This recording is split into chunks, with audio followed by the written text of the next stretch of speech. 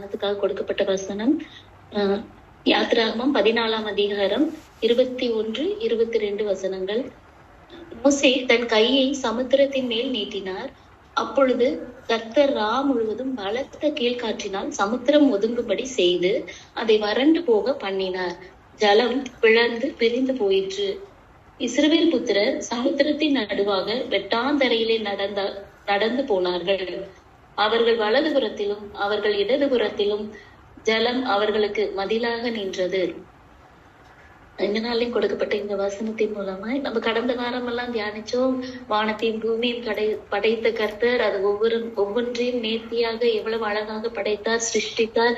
அவருடைய கிரியைகள் எவ்வளவு ஆச்சரியமானவைகள் என்பதை குறித்து கடந்த வாரத்துல நம்ம தியானித்தோம். இந்த வாரத்திலையும் இயற்கையை ஆளுகை செய்கிற கர்த்தராய் நம்ம கர்த்தர் எப்படி நடந்து கொள்கிறார், எப்படி எல்லாம் அதற்கு சாட்சிகளை நம்ம திருமறையில வைத்திருக்கிறார் என்பதை குறித்து தியானிக்க இருக்கிறோம். அந்த வகையில இன்னைக்கு நமக்கு எல்லாம் தெரிஞ்ச நம்மளுடைய விசுவாசத்தின் தொடக்கத்துல இருக்கிற இந்த வசனங்களை நம்ம தியானிக்கிறோம். குறிப்பாக இது இது எந்த காலத்துல நடக்குது? மூசையோட காலத்துல நடக்குது.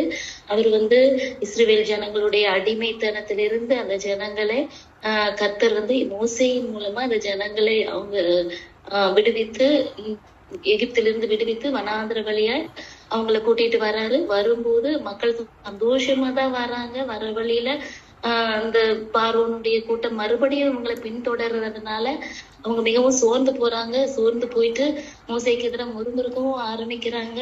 அப்போ மோசே சொல்றாரு, கர்த்தர் உங்களுக்காக யுத்தம் பண்ணுவார், நீங்கள் சும்மா இருப்பீர்கள் என்று சொல்லி மோசே சொல்றாரு. அப்போ கர்த்தர் நீங்க கோலை எடுத்து சமுத்திரத்தின் மேல நீட்டு அப்படின்னு சொல்லி சொல்றாரு. அப்போ நீட்டும் போது இது ஒரு சாதாரண காரியம் கிடையாது.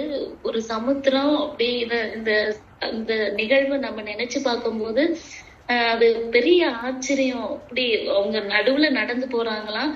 இந்த பக்கமும் அந்த பக்கமும் தண்ணி அப்படியே நிக்குதான். அது கேட்கவே ஆச்சரியமா இருக்கு. அதை யூகித்து பார்க்கவே ஆச்சரியமான ஒரு காரியமா இருக்கு. கர்த்தர் ஒரு மனுஷன் மூலமா அவர் கடவுளுடைய வார்த்தை கீழ்ப்படிந்து அந்த கோலை நீட்டினாரு. உடனே அந்த சமுத்திரம் 2ஆக பிளந்தது. இஸ்ரவேல் ஜனங்கள் வெட்டாந்தரையில நடந்து போனார்கள் அப்படின்னு சொல்லி போட்டிருக்கு. இயற்கை ஆளுகிற கர்த்தர், அவர் சொல்ல ஆகும், அவர் கட்டளையிட்ட நிற்கும், அவர் என்ன சொன்னாலும் நடக்கும். இந்த காலகட்டங்களையும் அப்படிதான். நம்ம செய்யற தவறுகள்னால, தப்பிதங்கள்னால, சில வேலைகள்ல இயற்கையின் சீற்றத்தினால நம்ம பாதிக்கப்படலாம். ஆனாலும் கர்த்தர் நம்ம மேல கொண்டு மிகுந்த இரக்கத்தினால நோவாவின் காலத்துல நம்மளுக்கு அந்த ஒரு உடன்படிக்கை பண்ணாரு. உடன்படிக்கை பண்ணி இம்மட்டுமாய் நம்ம காத்து வருகிறது என்ன இருக்கிறாரு. அது போல புதிய ஏற்பாட்டு காலத்திலேயே நம்ம ஏசப்பா காற்றையும் கடலையும் அவருடைய வார்த்தையினால அதட்டினார் என்று வாசிக்கிறோம். ஏசப்பா சொல்லும் போது ஒரு வார்த்தை சொன்னாரு. அந்த கப்பல் மூழ்கி போற தருணத்துல இருக்கும் போது சீடர்களிடையே இருந்த விசுவாசம் எல்லாம் குறைந்து எல்லாம் இல்லாம போன சமயத்துல ஏசப்பா சொன்னாங்க, விசுவாசம் உள்ளவளா இருங்க, பயப்படாதீங்கன்னு சொல்லிட்டு ஒரு வார்த்தை சொன்னாரு. உடனே இயற்கை அவருக்கு கீழ்ப்படிந்தது. இப்படியாய் இயற்கை மேல ஆளுகை செய்கிற கர்த்தர் இன்று காலகட்டத்திலும் நம்ம கூட இருக்கிறாரு. இயற்கைக்கு மேலான காரியங்கள், நமக்கு வருகிற துன்பங்கள், துயரங்கள், இதையெல்லாம் மேற்கொள்ள அவர் பலன் தருவாரு. நாம சும்மா இருந்தா போதும், கர்த்தர் நமக்காக யுத்தம் செய்வாரு.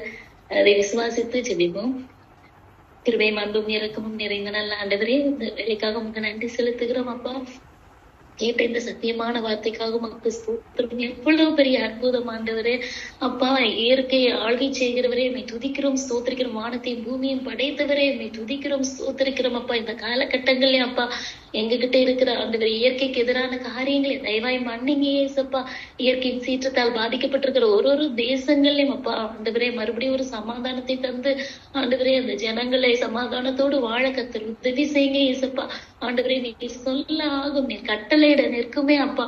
ஆண்டவரே அப்படியாய் ஆண்டவரே அப்பா எங்க வாழ்க்கையில வருகிற சோதனைகள், ஆண்டவரே வேதனைகள் அப்பா அப்பா நாங்க படுகிற துன்பங்கள், துயரங்கள் எல்லாவற்றையும் இந்த காலை நேரத்துல உடைய உடைய சமூகத்துல நாங்க இறக்கி வைக்கிறோம். எங்க பாரத்தை எங்களால சுமக்க முடியாது. சமாதானத்தோடு நாங்க வாழ எங்களுக்கு உதவி செய்யுங்க அப்பா. ஆண்டவரே அப்பா, இந்த பெரிய காரியங்களை காற்றையும் கடலையும் அதட்டின தேவன் இறையாதே அமைதலா இரு என்று சொல்லி எங்களுடைய வாழ்க்கையில வர துன்பங்களையும் துயரங்களையும் அதட்டி ஆண்டவரே அப்பா, எங்களுக்கு ஒரு சமாதானமான வாழ்க்கையை நீங்க தரப்போற தயவுக்காக நன்றியோடு துதிக்கிறோம், ஸ்தோத்திரிக்கிறோம் அப்பா.